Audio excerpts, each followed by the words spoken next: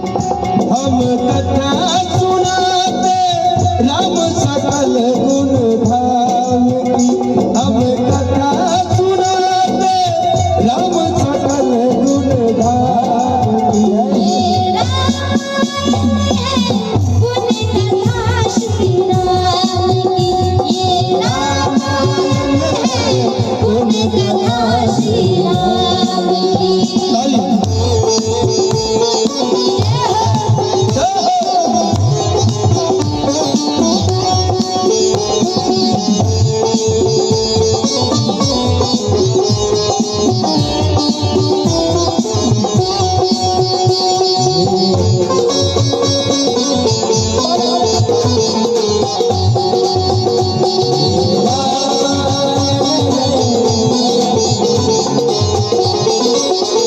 और ये जन्मभूमि प्रभु श्री राम और